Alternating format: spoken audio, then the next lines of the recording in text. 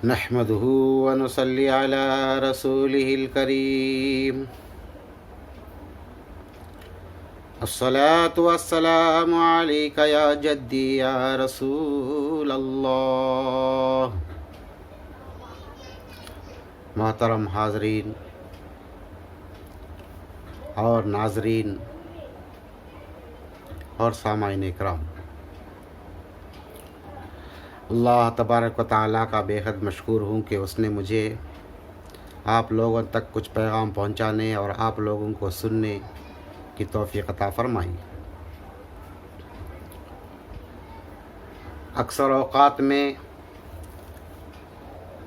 میں نے اپنے پیر و مرشد سے یہ حکایت بیان کرتے ہوئے سنا، جب بھی وہ اس حکایت کو بیان فرماتے ہیں تو اس کے اوپر میں غور و فکر کرتا ہوں تو بات یہ سمجھ میں آتی ہے کہ جو بھی ہمیں پچھلی روایتوں سے ہدایت عطا ہوتی ہیں وہ ہدایت عمل کے لیے ہوتی ہے۔ محترم دوستو، میں نے سوچا کہ آپ لوگوں کے سامنے اس حکایت کو سناؤں۔ ایک رئیس شہر کے دروازے پر ایک بھکاری 2-4 دن سے بھوکا رہنے کی صدا بلند کرتے ہوئے اپنا کاسا پھیلاتا رہا۔ آخرکار رئیس شہر کو اس بھکاری پر ترس آ گیا۔ پھر رئیس شہر نے بھکاری کو ہفتے بھر کی روزی روٹی کا اثاث دے دیا۔ کچھ دیر بعد وہ بھکاری رئیس شہر کے گھر سے تھوڑی دور جا کر بیٹھ کر رئیس کی عطا کردہ بھیک کھانے لگا۔ اتنے میں اس کی نظر رئیس کے بچے پر پڑی اور دونوں میں کسی بات کی الجھن ہو گئی۔ بھکاری جب کچھ کھا چکا تھا تو وہ اپنی اوقات کو بھول کر بے وجہ رئیس کے بچے سے گالی گلوچ کرنے لگا اور اس سے مار پیٹ کرنے لگا، اور رئیس نے جب یہ حالت دیکھی تو بھکاری کے اس ناکارہ فعل پر اسے بہت زیادہ غصہ آیا اور وہ اس سے غمگین ہو گیا۔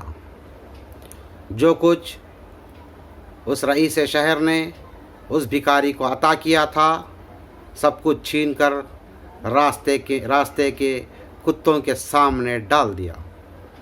محترم دوستو، یہ حکایت ہمیں یہ بات سمجھاتی ہے کہ جو کچھ بھی ہمیں اللہ تبارک و تعالیٰ سے عطا ہوتا ہے ہم اس کی نعمتوں کا شکر گزار کریں، اور جو کچھ محمد الرسول اللہ صلی اللہ علیہ وسلم کے وسیلے سے اور ان کے اولاد کے طرف سے عطا ہوتا ہے ہم ان نعمتوں کا بھی شکر گزار کریں۔ محترم دوستو، حضرت ڈاکٹر علامہ اقبال رحمۃ اللہ علیہ نے کہا تھا کہ محمد سے وفاتو نے تو ہم تیرے ہیں، یہ جہاں چیز ہے کیا لوح و قلم تیرے ہیں۔ اب محمد رسول اللہ صلی اللہ علیہ وسلم سے وفاداری کرنے کی بات حضرت ڈاکٹر اقبال نے جو کہی تھی ہم اس پر بھی غور و فکر کریں تو یہ بات ہمارے سمجھ میں آتی ہے کہ جب سے ہم لوگوں نے اولاد علی سے بغض رکھنا شروع کیا، ان کے بارے میں لعن طعن کہنا شروع کیا اور اولاد علی یعنی اولاد نبی کی تعظیم کرنا چھوڑ دیا، ان کے جو خدمت گزاری تھی اس خدمت گزاری کو ہم نے چھوڑ دیا اور ان سے محبت رکھنا چھوڑ دیا اور اپنے آپ کو ہی بہت بڑا سمجھنے لگے औलाद नबी की सिर्फ़ हम लोग दरूद भेजना और सलाम भेजने को ही हक़ समझ गए और उन लोगों की तरफ हमारी तवज्जो हट गई और हमने उनसे मोहब्बत के बजाय गद्दारी करना शुरू कर दिया।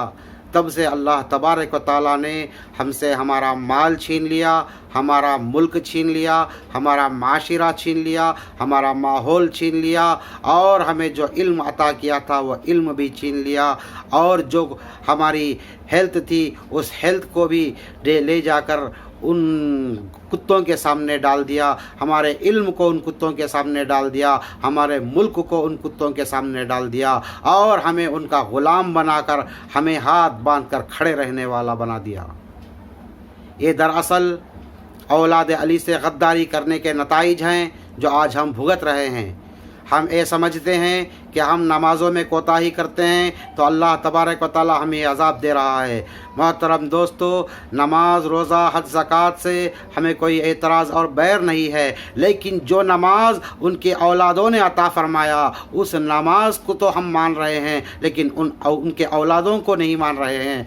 जो नमाज उनके औलादों ने अता फ़रमाया हम उसकी तो पूरी भरपूर हिफाजत कर रहे हैं, लेकिन आले नबी की औलाद की हिफाजत नहीं कर रहे हैं, आले नबी से मोहब्बत नहीं कर रहे हैं, उनकी खिदमत नहीं कर रहे हैं और उन्हीं से भिड़ जाते हैं, उन्हीं को गाली गलौज करने लगते हैं और उनकी शान में गद्दारी जब करते हैं तो अल्लाह तबारक व तआला हमें इस हालत पर लाकर खड़ा कर दिया है कि आज हम लोग मजबूर हैं, बेकस हैं, बेबस हैं और लाचार हो गए हैं, ग़ुलामी के दर पर जाकर खड़ गए हैं। शहंशाही हमारी थी, मुल्क हमारा था, माशिरा हमारा था, माहौल हमारा था, माल हमारा था, सब कुछ हमारा रहने के बावजूद अल्लाह ने हमसे वो सब ले लिया और उन कुत्तों के सामने डालकर हमें मजबूर कर दिया कि हम उनकी ग़ुलामी को माने और उनके सामने हाथ बांध कर खड़े हो जाएं। तब अल्लाह ने हमें यह हालत अता फरमाई है तो हमें गौर करना चाहिए कि हमसे क्या गलती हो गई, क्या कोताही हो गई।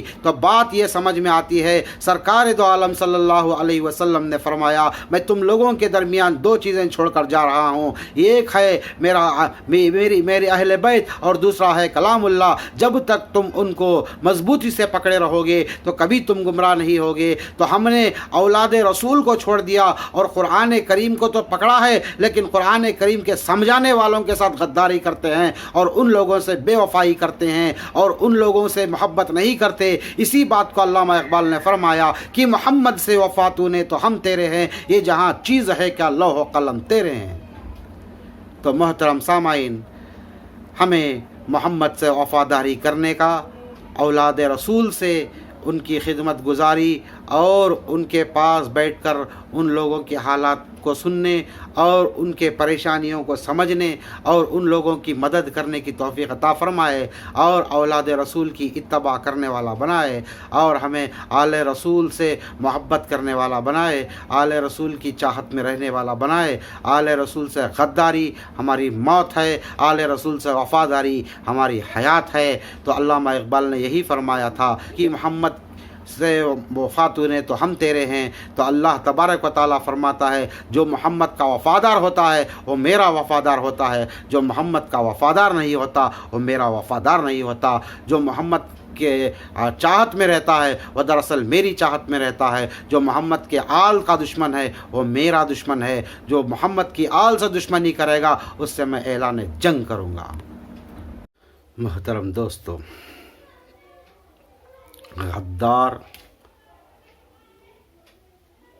गद्दारी इंसान के जहन में एक खन्नासियत है।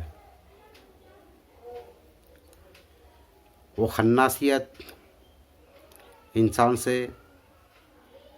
गद्दारी करवाती है। दरअसल हमें उन गद्दारों के हालात हर रोज़ देखने में मिलते हैं। अगर गद्दार घर में हो तो वो घर का माशिरा दिरहम बिरहम हो जाता है। अगर गद्दार माहौल में हो तो वो माहौल को टूट कर बिखेरना ज़रूरी हो जाता है। अगर गद्दार हमारे बिज़नेस में हो, काम में हो, तो वो बिज़नेस, वो काम को उरूज पे लाना मुश्किल हो जाता है। अगर गद्दार वतन में हो तो वो वतन को तबाही के दहाने पर ले जाता है। अगर गद्दार मज़हब में हो तो वो मज़हब में तंग नज़री, तासुबी, नफ़रत, बेईमानी, हैवानी ख़यालात पैदा हो जाते हैं। अगर गद्दार सियासत में हो तो उस गद्दार का भी जो हश्र है वो बुरा ही होता है। आज तक हमने जो गद्दारों के हालात को देखा है, समझ में ये आता है कि जो गद्दार होता है वो कभी वफ़ादार नहीं होता, और जो वफ़ादार होता है वो कभी गद्दार नहीं होता। इसीलिए मेरे दादा मुर्शिद हज़रत सैयदना सरकार अमीर बादशाह क़ादरी अल-जिलानी बगदादी रहमतुल्लाह अलैह फरमाते हैं, बेवफ़ा बावफ़ा नहीं होता, बावफ़ा बेवफ़ा नहीं होता, लाख दावा करे कोई खुदाई का, मगर कोई बंदा खुदा नहीं होता। मोहतरम दोस्तों, गद्दारी किसी मसले का हल नहीं है। वफ़ादारी कायनात में नूर बख्शती है, ईमान बख्शती है, मोहब्बत बख्शती है, इज़्ज़त बख्शती है। गद्दारी ज़लालत और गुमराही के सिवा कुछ नहीं देती। जो लोग मुल्क से गद्दारी करते हैं उनका अंजाम तो हम लोग देख चुके हैं। आज उनकी खबर पर लोग पेशाब कर रहे हैं, गंदगियां फैला रहे हैं। उनके खबर के हालात ऐसे हैं, मर गया मरदूद, ना फातिहा ना दरूद। जो लोग घरों में गद्दार हैं, लोग उनको नफ़रत की निगाह से देखते हैं और उनको गाली गलौज करते हैं। जो लोग माशरे में गद्दार हैं उनको भी बुराइयों का सामना करना पड़ता है। जो गद्दारी करते हैं उनका तो कुछ फ़ायदा नहीं होता, लेकिन जिसके साथ गद्दारी करते हैं अल्लाह ताला अगर चाहता है तो उनके साथ बहुत कुछ फ़ायदा हो जाता है। तो गद्दारी करना छोड़िए और वफ़ादारी करना सीखिए। जो लोग मोहम्मद के वफ़ादार नहीं, वो कायनात में किसी से वफ़ा नहीं कर सकते। ना माँ बाप से वफ़ा कर सकते हैं, ना औलाद से वफ़ा कर सकते हैं, ना घर बार से वफ़ा कर सकते हैं, ना अपने कारोबार में वफ़ादारी पेश कर सकते हैं, ना अपने दोस्तों में वफ़ादारी पेश कर सकते हैं।